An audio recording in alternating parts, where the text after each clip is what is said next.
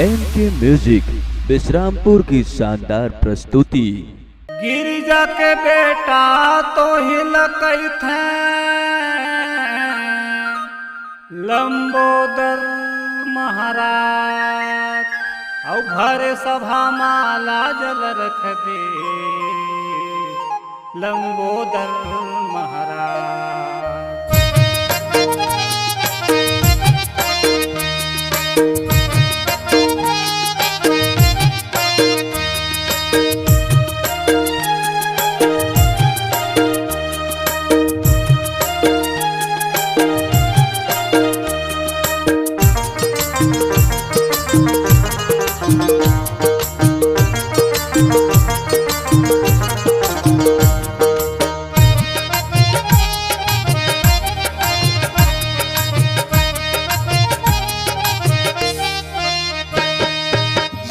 जय हो हे गणेश देवता, जय हो हे गणेश देवता। चरण तोर पखारो आरती उतारो, चरण तोर पखारो आरती उतारो। दोनों हाथ जोड़ के परत हो तोर पैया। जय हो हे गणेश देवता, जय हो हे गणेश देवता।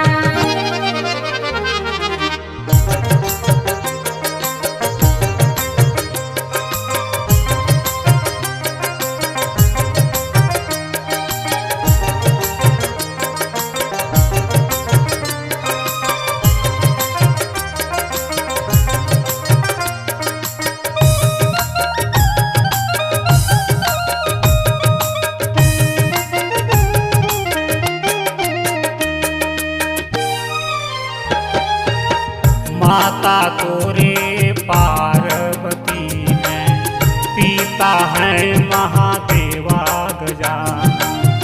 पिता है महादेवा गजानन, पिता है महादेवा गजानन। माता तोरे पार्वती है, पिता है महादेवा गजानन। चरण तोर पखारो आरती उतारो, चरण तोर पखारो आरती उतारो। दोनों हाथ जोड़ के परत हो तोर पैया। जय हो हे गणेश देवता, जय हो हे गणेश देवता।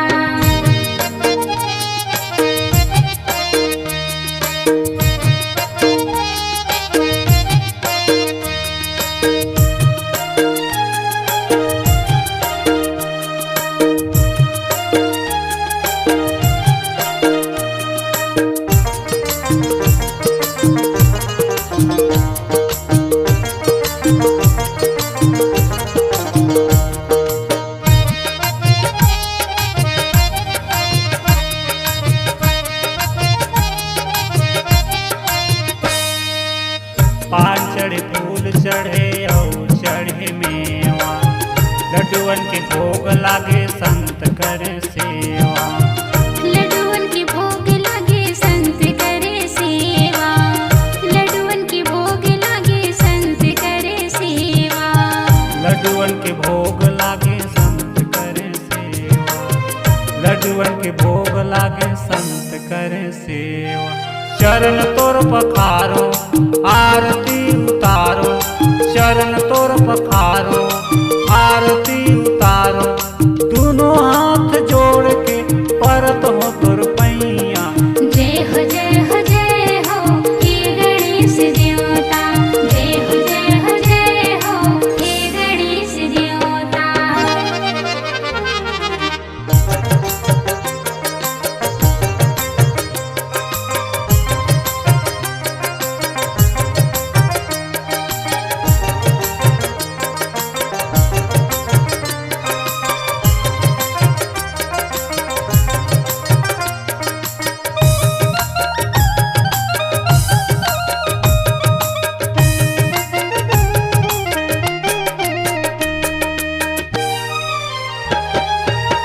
रिद्धि सिद्धि तोरे संवर डोलावे, संत करे